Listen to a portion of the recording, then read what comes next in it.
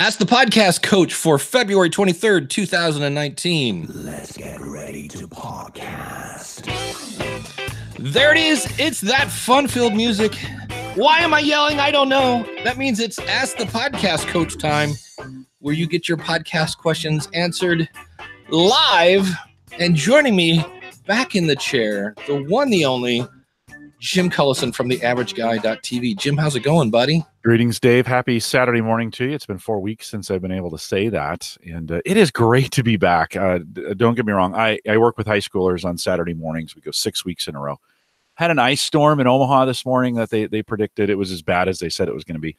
So we canceled this morning. I said, hey, do you have a guest? Can I come back? Can I come back, Dave? Please, can I come back? So it's nice to be back on a Saturday morning hanging out with you guys. Well, that was the thing that was really, if I was smart, because I liked, like I brought in Jurgen from the Grow Your Podcast show, I think it is, or Podcast Growth Show, or something like. He's a super SEO dude. I read his book, and I was trying to find people that either have never been on or things like that. I had one guy set up from Be Our Guest, which is a one of those things where you can get guests or be guests kind of situations. And he had a family emergency, and SP popped in, which is great from Better Podcasting. Great to have an SP. Thank you for doing that as well. And Jim last week was dynamite. Did a great job, Jim. Thanks for filling it. And most of those were just, I planned some of them, but like Jim, I just happened to be on, he's getting ready to launch a new show. And I'm like, well, hey, since we're talking, like, what are you doing tomorrow? Because I kept forgetting. And then, so it's like, well, SP and Jim as seasoned podcasters. Yeah. Like I think you had John Buchanan on at one point in time too, right? John joined you, I think. Yes, I did. Yeah. Yeah. And it's really nice to have seasoned podcasters who have all the right equipment. They kind of understand what you're trying to do. They fill in the blanks when you need to be doing other things on the program, whatever. And so for me, it's great to be able to walk away for 4 weeks. I know a lot of podcasters would be really hesitant to be gone that long. It's like, ooh, Dave, are you going to find a new friend in there? Like all of a sudden, am I going to stop getting the invite to come back? And some people worry about that. I don't here, but it's always nice to be able to walk away. Well, it's also what it does is you don't know what you got until it's gone, man. And so like with John, I've known John forever. I've known of Jim about 10 years. He's a great Libsyn customer. He's a great poster boy for Libsyn because he uses a ton of our stuff. Yeah, he does. I had Josh from Podcasting Experiments, because that was the other one. I'm like, you know what? I should have some of the awesome supporters come on. So I brought Josh on the one time. So it's just interesting, the different dynamics of different people. And poor Josh kept having I think it was his 3-year-old unplug the router in the middle of that was hilarious. And then last week we had I thought because I had a new computer that Be Live would now be my friend, and that is not the case. And I don't have time right now to troubleshoot that. But if you want to jump in on the call, of course, you can always go to askthepodcastcoach.com/join, or we've got the phone hooked up. If you want to call 330-294-9393, that's 330-294-9393. And the chat room is out at askthepodcastcoach.com/live, and you'll see the phone number there as well. So, Jim, what'd you learn on your winter vacation? Well, first of all, working with high school kids is great. Everyone should have kind of a mission purpose side hustle, something that moves the needle, changes the equation, all those things that Gary Vee says. And that's mine. And so for 12 weeks, 6 in the spring, 6 in the fall, I work with high school students to become software developers. And it's incredibly rewarding. One of our students is building their own like Alexa device. Oh, wow. So their own digital assistant, which is really cool, hardware, software. It's really, really interesting. So I learned a ton. One of the things that we did, though, early on the podcasting side of things is every year for our coaches, our global group of coaches around the world, we do what we call the Gallup Learning Series. And we invite 6,000 of them to join us during the day for these hour in the morning, hour in the afternoon, learning via YouTube. They're really just webcasts. That's all we do. That's just like a podcast. Mm-hmm. The very first one on the Monday, we kicked it off 400 live. Whoa. Yeah, 400 live. Wow. It's crazy, Dave. Like I've done this before. We've been in the 200 and 300s, but it's always a reminder of how cool it is to have a super engaged audience that when you ask them to come, they do. And they were just there and surprisingly well-behaved chat room. Worked out very, very well. We were able to manage all of that. It was another one of those experiences where, I don't get those all the time. Typically in our webcasts, we get 30, 40, 50. That's a pretty average number of live. To go to 400, wow, pretty crazy. I just picture a chat room chat room's gone wild, like trying to keep up with the questions and no, actually it didn't. They were really good about not just blasting the chat room. There were a couple times where I had to say, all right, gang, time to focus, because they would get off on their own little tangents. That's where it kind of can run away a little bit from you. They'll start having their own conversation, and that can get pretty unruly as far as it's not bad. It's not bad. It's just a lot, right? And it's my job as the producer on those to make sure we're pulling all of the questions that we can out of the chat room. It gets a little unruly, and there's sometimes I have to say, all right, guys, time to focus. Like we're trying to teach you this. I noticed you've gone to chat roll, and I want to talk a little bit about that here later, but we have stayed on the YouTube chat that we went. One of the benefits of that is it replays like it's live. So you can go back, and when you push play afterwards, the chat is there like it was live, which is really, really cool. Well, I know Ray on Podcasters Roundtable somehow has found a way to put a chat box from YouTube on the page. And it was actually working. I'll have to ask him how he did that. Because I spend a lot of money on stupid stuff, $5 for this, $10 for that. Spending $20 a month on chat for some reason bugs me to no end. And that's why I was actually like, I don't know why. All right. Yeah. And for some reason, the reason I wanted to go to BeLive.tv is because it was $25. And I'm like, you know what? I'm paying for chat, and I'm getting, fun toys to play with, and I can go to Facebook, and I can go to all these other places. So I'm like, I can handle paying $25 for chat with this other thing, but $20 just for chat for me is like 10. 10 would be fine. 20, I'm like, because $20, that's a squad cast kind of thing, and that's powerful and valuable. That I don't mind. $20 for chat, I'm like, no. And that's just up to 50 users, right? For 20. Right. Yeah. So in my case at Gallup, I would have blown right through it, right? I would have been for 400. I would have been in the $199 a month range to be able to do that. So that would have been scalable for us. Now with the Google chat, you can't. Can you put links in the Google chat? Because our thing is we're always throwing people links to Amazon and whatever the heck we're talking about. Super sketchy there. I still can't figure out when they allow it and when they don't. Like I've seen them come through from other people. I've tried posting them and they don't show up. Like I don't know. It's been I need to sit down and troubleshoot it. Or if there's somebody in the audience who knows the rules of when links show and when they don't in YouTube chat, I'd love to know. For now, it's working really well. Zach says, and I think that's Zach from Squadcast, moderators have to approve links. Yeah, and that's what I thought too. But then I have audience members posting links in the chat that work. And, I've seen those. I'm using it for Home Gadget Geeks as well. So we're using the YouTube chat for that as well. And I've had other people post them, and I've been the moderator, and I haven't approved them, and they've come through. So I believe that is true, Zach. I think there may be some things in there. I need to dig into it, Dave. But that's the big drawback, right? Is that the other thing it's caught our people on is it grabs the YouTube name, or it grabs their Google name, right? Because they're logging in with a Google ID. So whatever they set up as their Google ID is what comes across, and some people don't want that in a public chat room. I could see that. It's one of those surprise. Yeah. You get in the chat room. Oh, I didn't realize that was being seen there. So another drawback. And it is not Zach from Squadcast. It is Zach from Serious About Tech. And Jim, if you want to have fun, type "I love Anchor" in the chat room. Why? And because Anchor is a curse word in my chat. Oh, really? So if I love CHOR, okay. Yeah. And Ross says I should check out StreamYard. It's like Be Live, but better in quality. You can go, ooh, there you go. I might have to check it out. Yeah, Zach just. It's so weird because I don't lock up on Zoom. I don't lock up on. There's something, I don't know what it is, but I'm like, I don't have time to troubleshoot.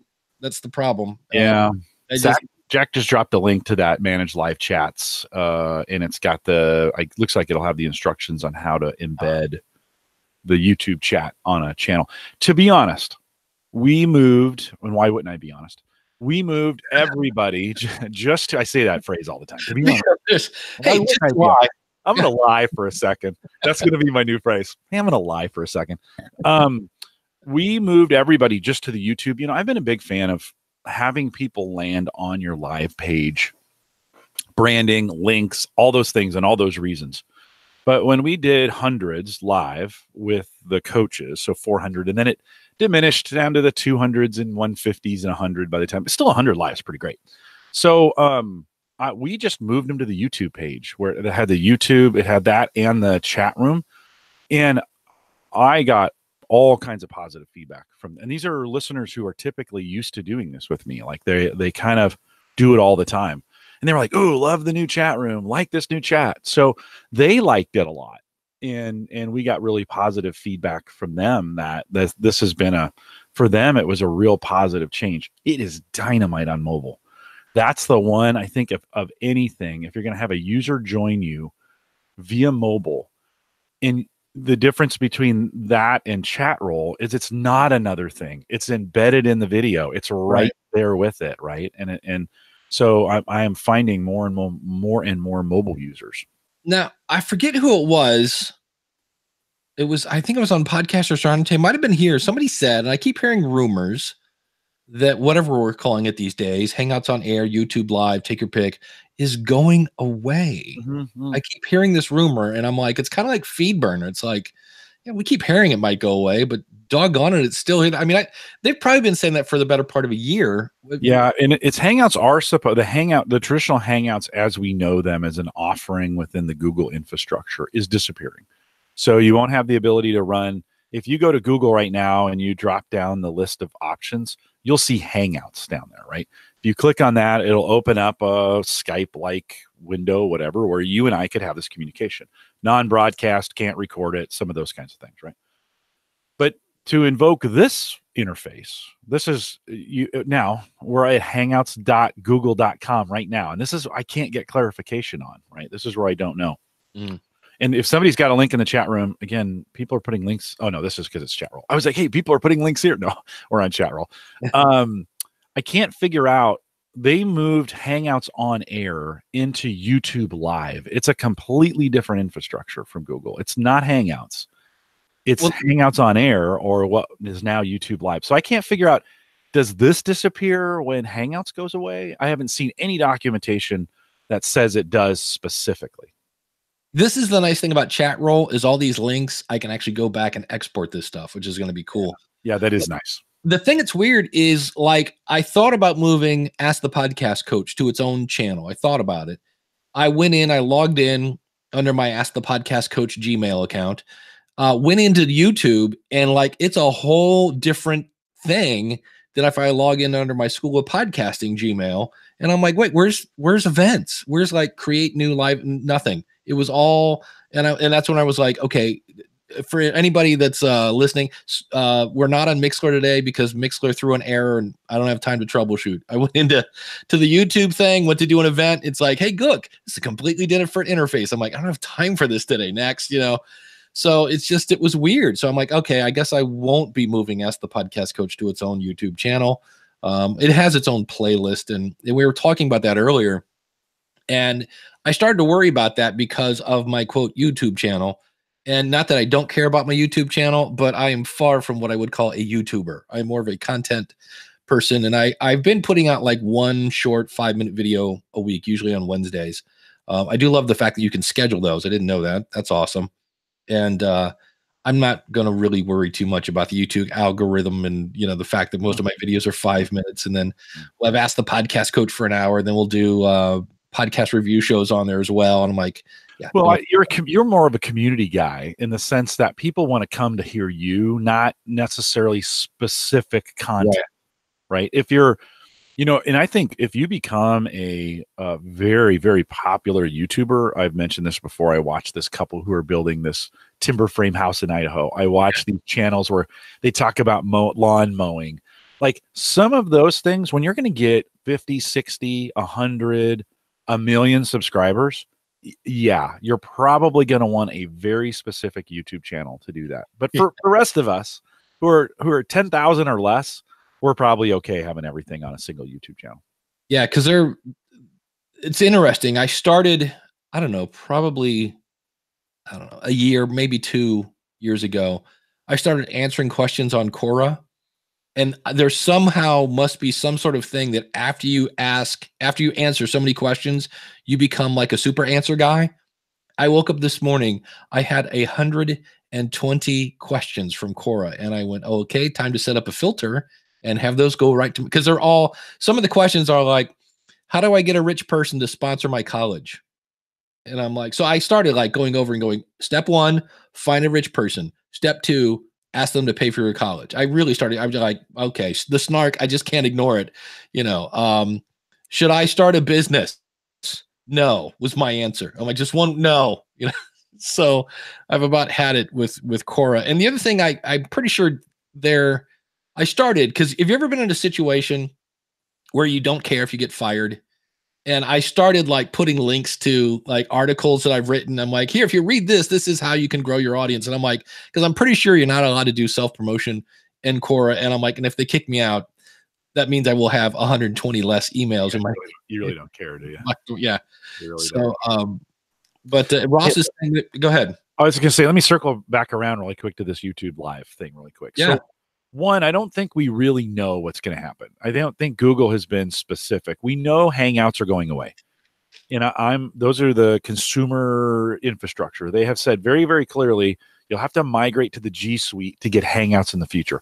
Hangouts have moved to G Suite. Let's just be real clear about that. That is happening. So if you're using Hangouts for point-to-point communication, Dave, I'm going to call you on Hangouts, not a broadcast, not on air, not connected to YouTube. That piece is going away. They've been very, very clear about that. Anybody who wants to continue to use Hangouts are going to have to migrate to the G Suite. That's all that we all know that. The big question is, what happens to YouTube Live? And will we still be able to start these kinds of broadcasts and do it on the YouTube Live infrastructure? I believe Google's already built all of that in. They haven't rebranded it yet. But when Hangouts goes away, this Hangout here will be rebranded to YouTube Live, and will continue to do this. So I do not see them taking this away. They could still, but they've put a lot of infrastructure in at this point to make this piece work. And I don't see it going away. That being said, Dave, I am testing backup plans for right now. So I have begun to look around like, what would I do? And you should do this anyways for everything you do. What happens if it goes? We lost Chatwing, right? In a day. You have to kind of have these things on backup. So there's some things I've been looking at or been thinking through, like, okay, if I couldn't go live on YouTube today, what would I do different? It's not that hard. There's some other things we could do, but that's where we're at, I think. Yeah, and that's where when I went into YouTube and looked at their like live settings, that's where I'm like, I need to get up a little more on OBS. I have OBS. I played with like a scaled back version for a while. And I don't think Facebook Live lets you bring in another person. I saw that as an option for if you're like a big shot smarty pants, but I know for sure I'm pretty sure you can't have more than 2 people. You go sideways on paying for chat services. I go sideways on YouTube or on Facebook Live. I cannot embrace that technology. I don't know why. I can't get into it. Yeah, that would be my next. If YouTube went away, I'd probably start looking at Twitch. Although I've played in there for like 2 weeks and was like, yeah, okay. Yeah, well, you could.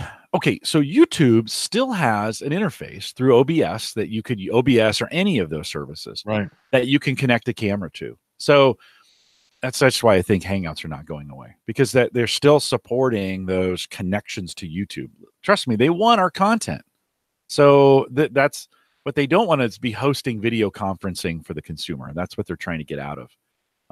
There are some other pieces, switching over to OBS kind of cost a little bit of money. You're going to have to make sure I got the right hardware. new learning curve.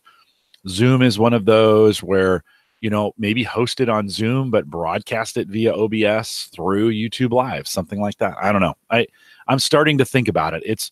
I think we have all of 2019 to worry about this. I don't think it's going anywhere anytime soon. Yeah, that's OBS, like I said, is one I need to play with, because it's funny because you bring it up and it's like, oh, are you going to use YouTube? And it takes you to a YouTube page with just settings, and nowhere does it say, take this code and put it here in this field. It's like, here's the stuff. It's like telling somebody how to bake a cake and just throwing flour and sugar and salt at them and some filling and go, here, you figure it out. Yeah. And I went, okay, I don't have time for this right now. I'll come back to this later. It's certainly something you don't want to figure out on a Saturday morning, 10 minutes before. You want to have that thing kind of nailed down and kind of have it figured out. We've been exploring a little bit Azure, Microsoft Azure. So that's their cloud services like Amazon. They have some interesting offerings through their Office product, where they have a broadcastable video through Office 365.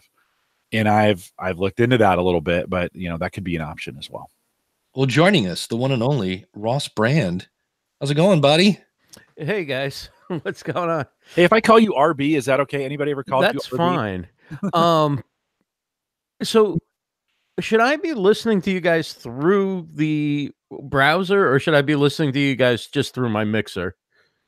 What do you mean? Oh, you have to one or the other. Otherwise you'll get otherwise you'll have a huge echo. Yeah. So if you've got your browser open, just pause that video. Yeah. Turn down your radio, please. It's the same deal. I'm trying to find a way to mute the tab. Usually it's like right. Yeah, I just close it. Bizarre. You can come back to it when you're done with us. Okay. So I'm going to do this audio only. Hang on one second. Well, make sure you have the right audio. Otherwise, it'll be super far behind. Sorry. No, you're fine. Well, that's the thing. I forget what I was watching the other day. It might have been a Facebook Live or something, and there was a good 10-second delay because people were saying things in the chat. And then, no, it was Demio, I think it was, DEMIO, I think it was. I was watching a webinar, and people would say things in the chat, and then you would see the person on the video comment about the chat that you just saw go by about 15 seconds ago. And I'm like, I don't think that's a case where they're waiting to say something like, oh, we'll mention the chat. It was a case where because they go, and then you could see them look at the chat and then say something. I'm like, wow, there's a serious delay on that. So anyway, Ross, are you with us? You got one audio stream now? No. Oh, see, he's got the really far behind. Really? Yeah. No, Ross, you probably you want to make sure did I mute the right thing? No. You want to make sure you have this audio stream. Do me a favor. Drop, get everything shut off, then rejoin. And we'll do it that way. You're about 20 seconds behind us, and one of the he's listening to those. Sorry. No, we'll see you in a minute, Ross. Yeah, just drop and get everything done. The challenge, Dave, the challenge of when we move, if we add more if we add more infrastructure to our video, so if we go OBS, we go XSplit, or we go any of those, now we're talking about overhead and architecture. Like, you really need to have a pretty good video card to run some of those. And now you're talking about video switching during podcasts, and you do get more options. You can stream right to Facebook if you want. I mean, there's tons of more options you can do. It's been what's been holding me back, is I just don't want to create more things to do during a podcast. These work just perfectly. So, all right, Ross is back. Can you hear us in real time, Ross? I'm thinking no. Oh, super good. That's hilarious. Super good. Well, the challenges of as we say all the time, the challenges. It's the joys of live. Hey, I have a quickie while we're waiting for Ross to come back in. Yeah. There's a thing. A lot of people are into this whole Chartable thing where you can go and see. I still don't quite get the whole thing about Chartable. Besides the fact that I can see that I'm number 478 on the charts that nobody's looking at, but they had an outage on February 14th and February 15th from 7 a.m. to 6 p.m. That's a pretty large outage. And then on the 15th, they were out another 6 hours from 12 to 6. And how you measure where you are now on Chartable is you can contact someone like Libsyn or Blueberry and have them put in a redirect.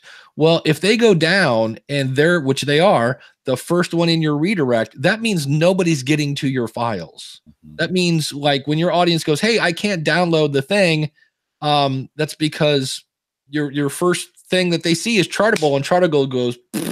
So be careful. It's funny because as a Libsyn employee, I can't say it's a bad idea when somebody asks me to do that because I'm doing what the customer wants. But here on Ask the Podcast Coach, I can say, what are you getting over there that you need? But I think this might be Ross. We'll see here. Ross is, we have a call. Nice. He might be calling in this way. So ending in 1070, you're on with Dave and Jim. Hey, Dave. Yes. This is Bangs. Hey, buddy. How are you? Oh, pretty darn good. I came into the video a little bit late, so I was catching up on 1.7 speed, which makes you sound tremendously funny. Nice. So I'm calling about a little bit behind what you're on right now. But regarding YouTube, you were talking about integrating the chats and all that good stuff into your property. And the thing is, YouTube and Google keep changing out what's allowed, what's not. And it's getting interesting. Did you hear what happened last week? No. With regard to YouTube. YouTube's got a big problem because they have to deal with Disney's and AT&T's and all these big advertisers. So every now and then, somebody will go digging, find something uncouth on YouTube, tell the advertisers all quit cold turkey right then there. YouTube drops a draconian policy, and then suddenly you have to deal with that. YouTube is now demonetizing and restricting channels based on the comments that are being placed on the channels, not necessarily the content. No, there's a reason for this, but it's a sudden, oh my God, we're going to do this now. What they found was some really skeevy people were going through and finding videos of young children. So yeah, that's where we're going, doing gymnastics or at the picnics or whatever. And they would post time codes in the chat, or not the chat, into the comments section with emoticons to draw attention to it. And they would be in compromising positions or whatever. So suddenly all these very family-friendly channels are getting restricted, demonetized, and otherwise censored. And it just started happening all of a sudden. I understand that they have to, and they're reporting illegal activity to the proper authorities to go after people who are doing actual icky things. But when you tie yourself into big companies like YouTube, they have to make these huge course corrections, whereas Chatroll can deal with individual problems. That's one of the problems using Hangouts, and frankly, one of the worries that I have coming up with Apple having such a large market share in podcasting as a whole. These big companies have other priorities, and they're not necessarily you. Yeah. Interesting. So it's a great point. And eventually, there's always a market leader, right? There's always the number one person in it. And this is always the struggle that they have. As a side note, Bangs, I don't allow comments on any of my YouTube posts unless I've approved them. Now that slows down my comments, which I've had some YouTube people say to me before, no, you want more comments. And I'm like, okay, I'm not willing. Like, YouTube is the worst place in the world for comments. And I'm just not willing to let any yahoo come in and post crazy stuff on my videos. So I have locked down. And for some people, they're like, man, that's a lot of work. Yeah, it is. But it keeps my channels, both at Gallup and what I do at Home Gadget Geeks and Cyber Frontiers, it keeps those really, really clean. So I keep those heavily moderated. I keep those. I don't think, though, I think we can't ignore YouTube. Like, we can't not be there. We have to find some ways to make it work for us. And yeah, there's stuff, there's always people gaming the system. There's always people doing terrible stuff with it. But I think as podcasters, we got to continue to find ways. I don't think you can walk away from YouTube, Dave. It seems crazy to me to be like, well, okay, because, and Bangs, I know you're not saying this, by the way, but just to say, hey, you know, YouTube, I'm out. You could, but man, the audience you miss. Dave, I don't know. Any thoughts on that?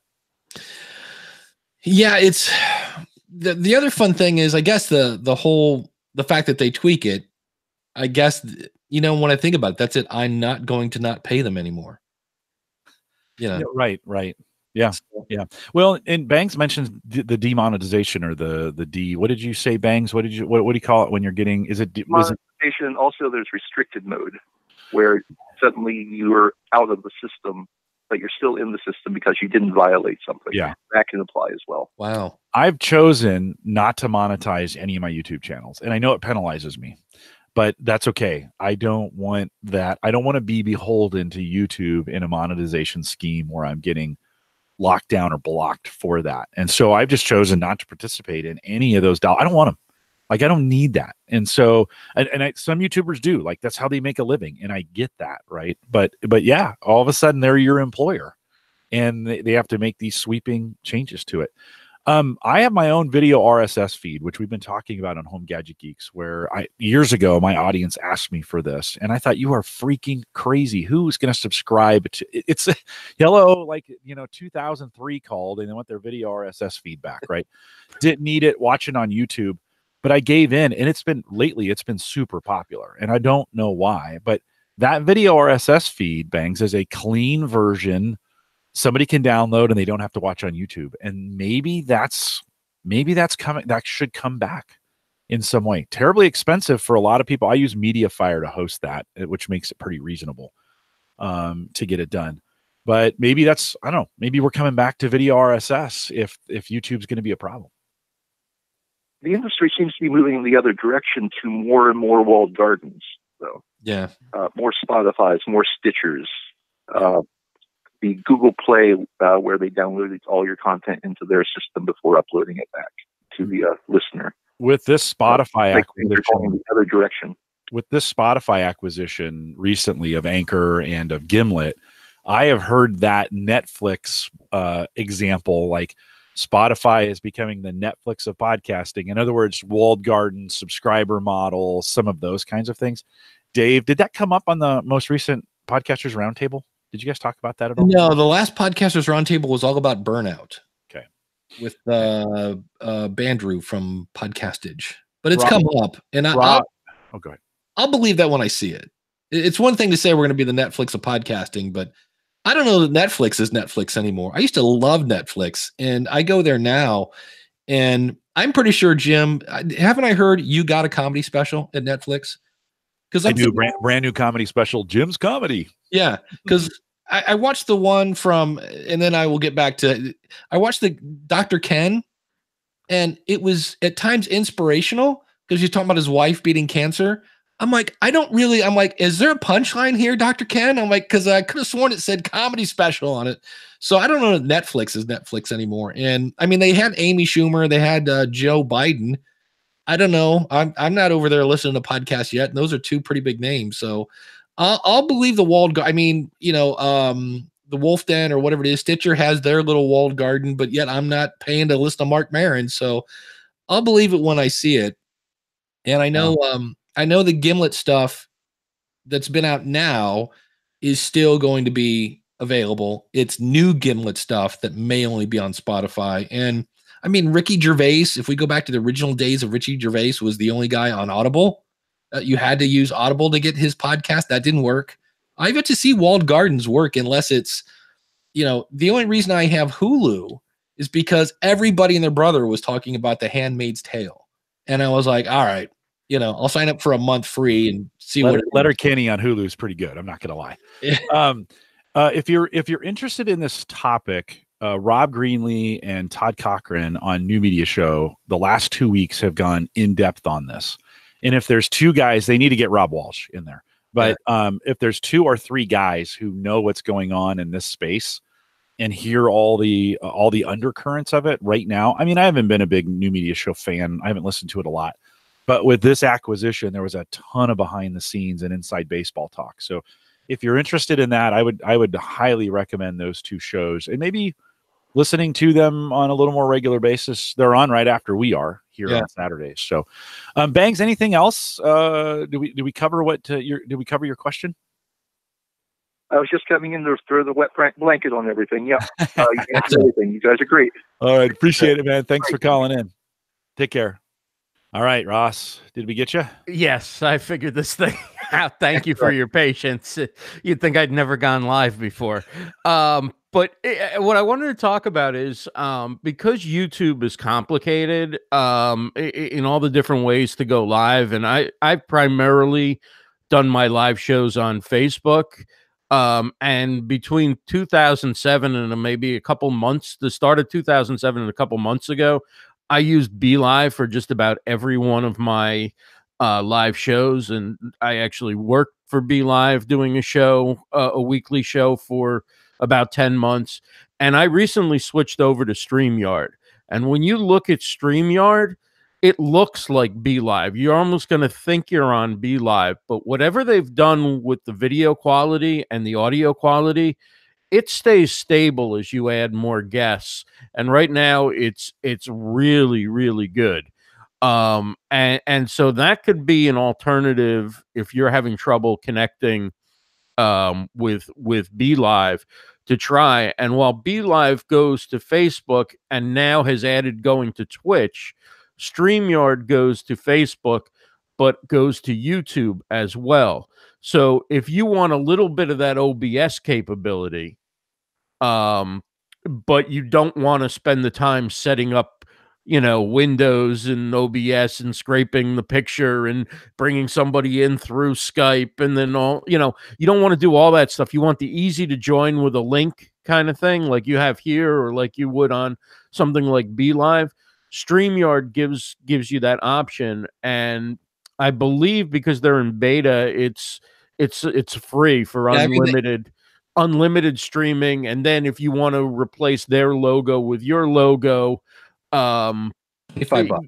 Yeah, it's inexpensive. I dropped a link in there with if you use that link, you'll save even more. I don't get anything from it. I have a package already from them, but so I'm not putting in there like for affiliate or anything, but you would get anybody who uses that would get a discount. I'm not working for them or anything like that. I've just made the decision on my own for my shows, and that's what I used when I did YouTube Live. I almost never do YouTube Live talk show type things like this, and I did, and I used it, and it pretty much brought the BeLive type experience over to YouTube.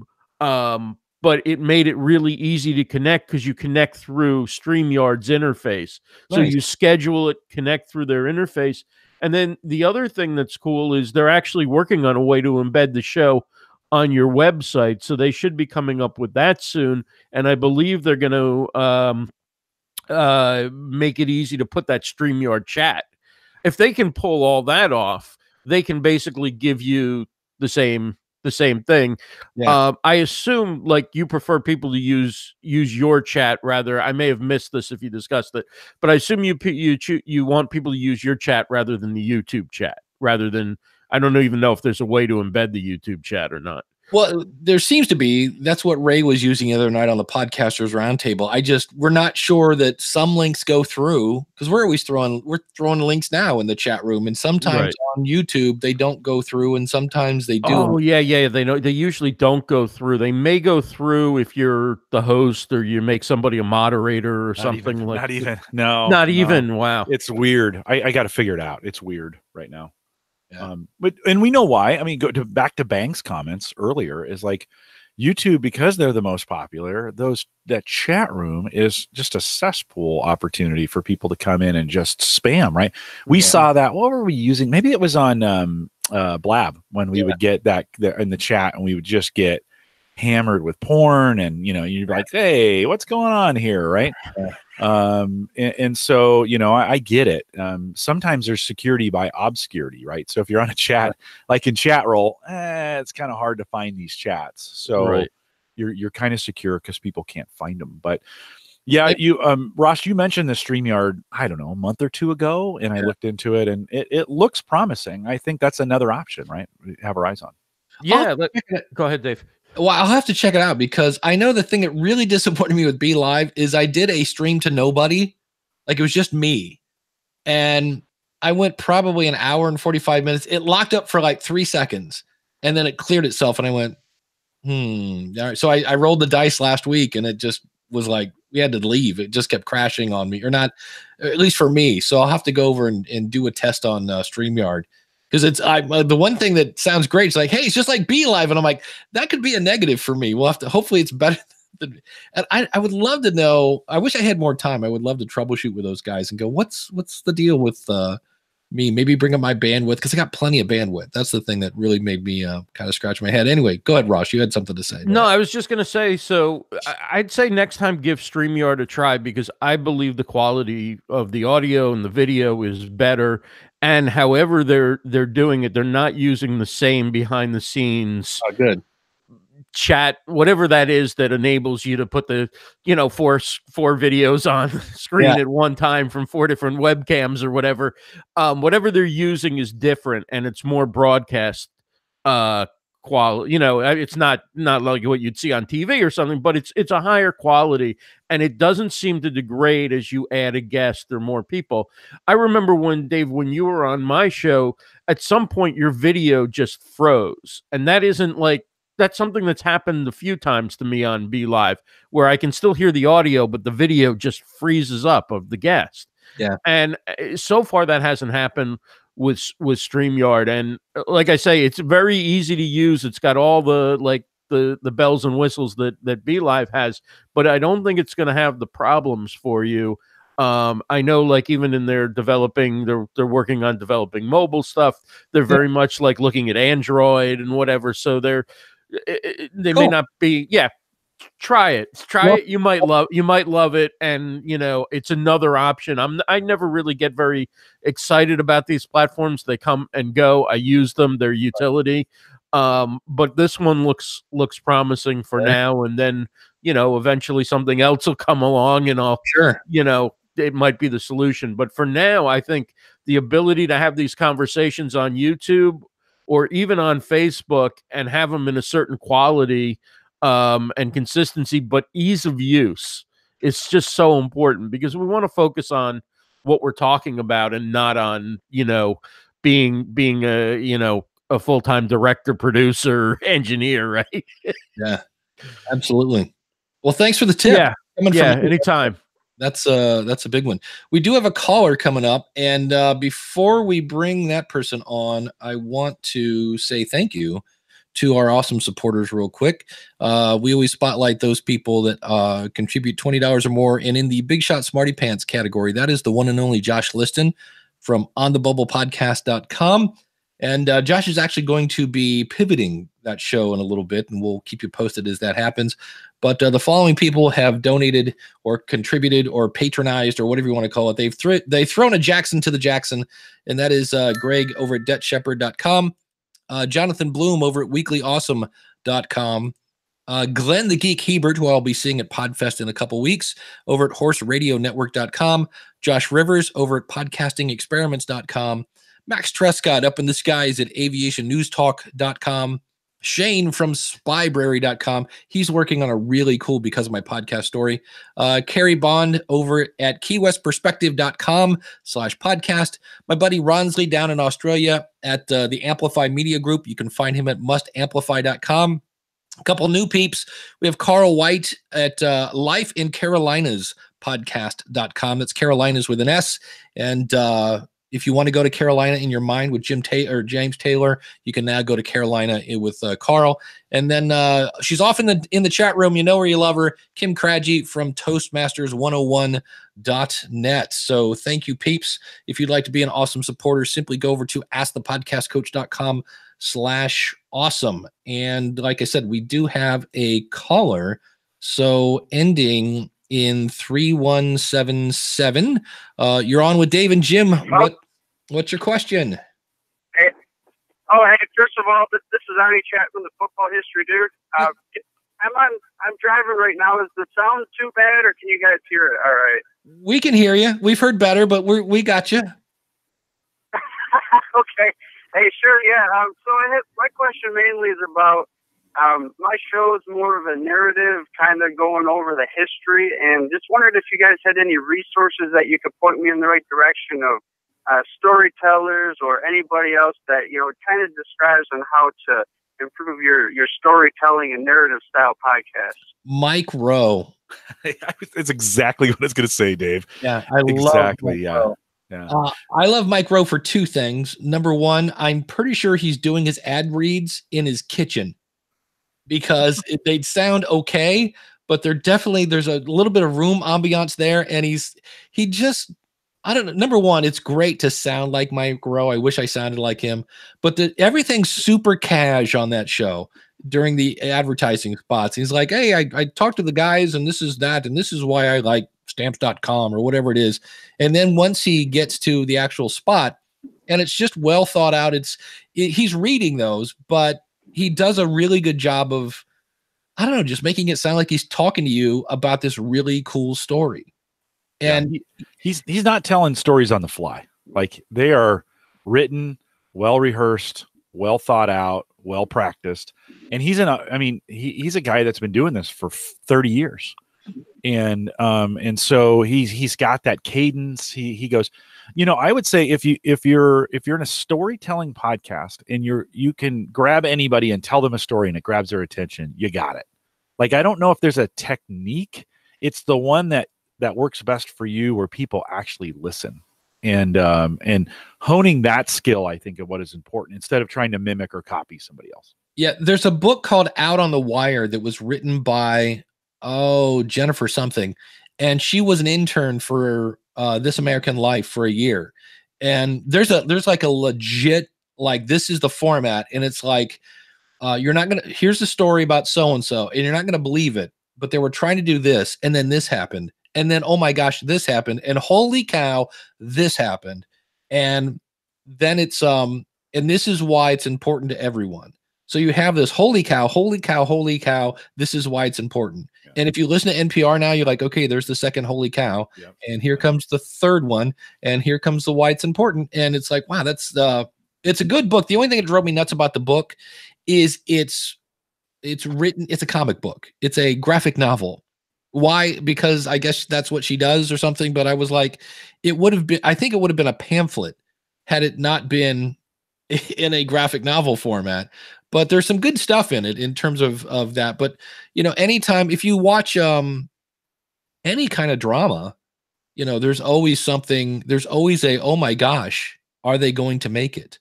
If you watch, I've been watching, it's some TV show with the guy from The Blacklist. It's about this nonprofit hospital. So every week it's like, are we going to be able to save the patient's life and still be nonprofit? How are we going to do this? And then there's always some sort of hurdle to get over. So anytime you can add some drama in there, where the hero wins in the end, that seems to always work good. But what kind of feedback do you get on your own storytelling? I mean, do your listeners give you feedback?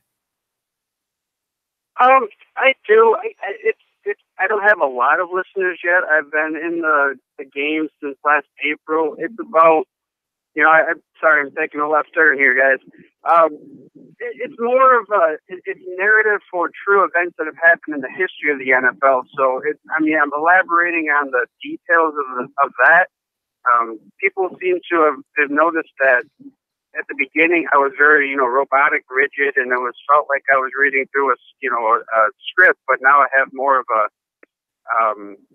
as I go, I tend to have, I call them tangents, but you can tell I go a little bit off script, and people seem to enjoy that when I interject my own personal opinion upon it. Yeah. Oh yeah.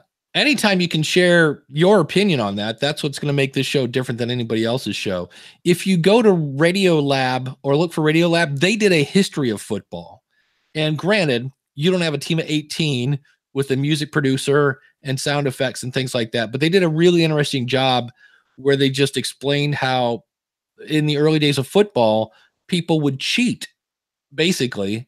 And then they came up with you a mean rule. Cheating doesn't happen today? Well, that's the thing. Tom Brady. Yeah. And so then they had a rule come in to stop the person from cheating. And then people would find a new way to cheat. And then they would come up with a new rule. And, so so it was interesting because the whole time you're like, well, then what happened? And then it was like, well, then they came up with this rule. And then you're like, well, then what happened? Well, then they started passing the ball. And you're like, well, so it was an interesting story. And they had a lot of, the whole roaring 20s music to add ambiance and things like that. But who's got time for that when you don't have a team of 18? They're pretty good at that. What kind of what kind of style do you think you have today? What are you doing, or how are you telling these stories today? The way I've told, so if I'm telling my brother, for instance, how I tell my story, I like to draw the audience in at the very beginning with a lot of times it's not even football. It'll be a timeline, an event that happened around the same time that either the person was born or the event of the story. Then I go through the chronology of the history of the whatever specific scope of topic I'm talking about. And then at the end, I always call it the drop the mic moment, where I try to, what you said, holy cow, that what just happened to me, and then I end the show. Right. Yeah. Well, at least you have a style, right? And you might have a style that then has these little tangent breakouts. Like, in your audience, if you do that consistently enough and you do it well, that becomes your style, and they'll wait for those things. They'll be like, oh, here's the tangent. Like, okay, now we're coming back to the story. Where like a Mike Rowe, it's very tight. Like, he is in there, he's telling a story. He likes to his MO is he likes to change the names so you don't know who the people are, and then he tries to trick you into thinking this is a modern tale when it was really 200 years ago, or he's going to make it sound like it was 200 years ago and it actually happened today, right? He has always that little element of trickery kind of in there.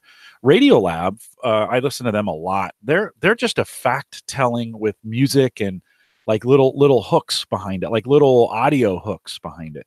So I don't know if there's one great way, but I like, as you're talking about it, maybe you got a little gig here where you've got a story where you want to go, and then you've got a tangent or two you could pop out on that are interesting, and then bring it back in and be very intentional about that. I don't know, just a thought.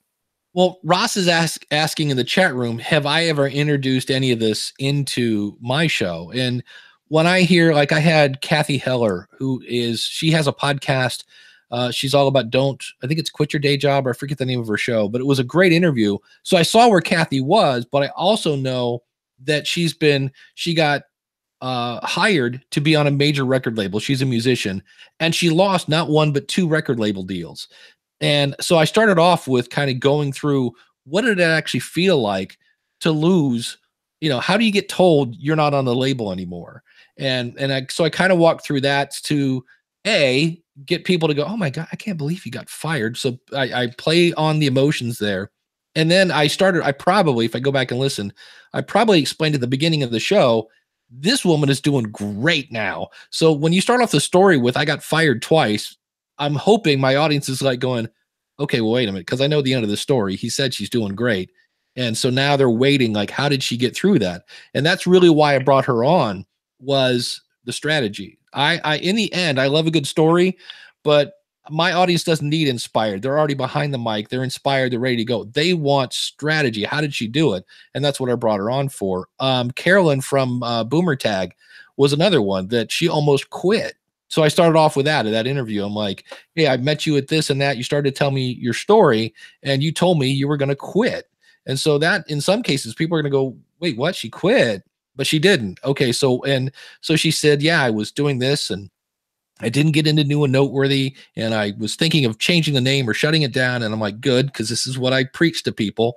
And in my case, I kind of was worried about that show because it almost sounded like a Dave Jackson commercial, because she took my advice. She didn't quit. She pushed through, and now she's working with, I forget the guy's name. The guy from Family Feud with the big mustache, Steve Harvey. She's working somehow with Steve Harvey's organization. And so that was like that's her overcoming everything like that. And in the end, she went on to work with Steve Harvey's organization. So anytime I can have an interview that has a story with strategy, because that's what I want. I don't want to hear that you walked to school both ways uphill, because good for you, but not going to help me really grow my audience.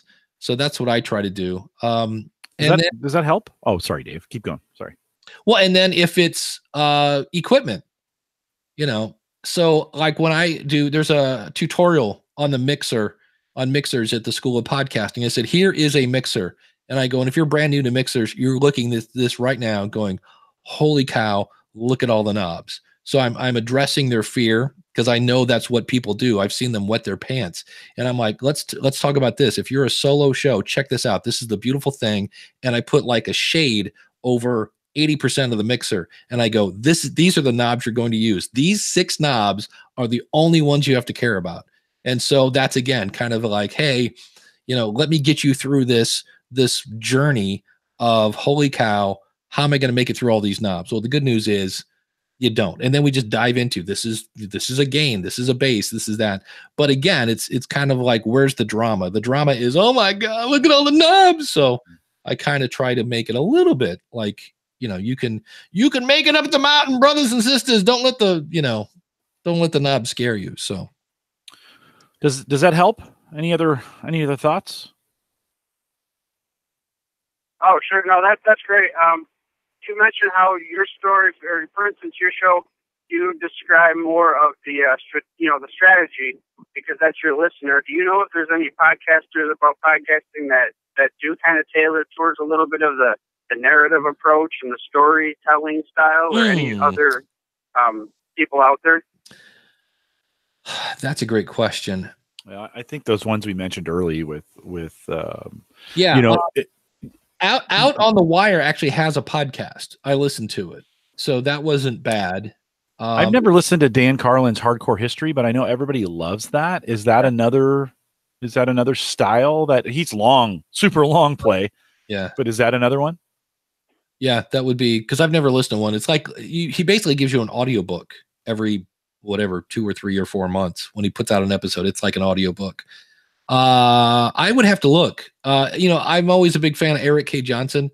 He's my buddy that's been in radio for 30 years. He does Podcast Talent Coach, and he did a great one the other day. He caught me. It's coming out Monday. We're doing this is like the 3rd show from a network called the Two Guys Talking Network. And on 2 previous shows, we had this guy named Mike, who's a co-host of a lot of the shows. And so we're on this 3rd show. Mike's not there, and I started talking about Mike. And so, because Eric's Eric, he's like, hey, for anyone that's listening now, if you're wondering why Dave's talking about Mike, and he clues them in, I'm like, oh, that was such an Eric thing, because I didn't even realize, because to me, it's like, it's Mike. I'm talking to Nick, and Nick knows who Mike is, but Eric's like, yeah, but your listener has no clue who Mike is.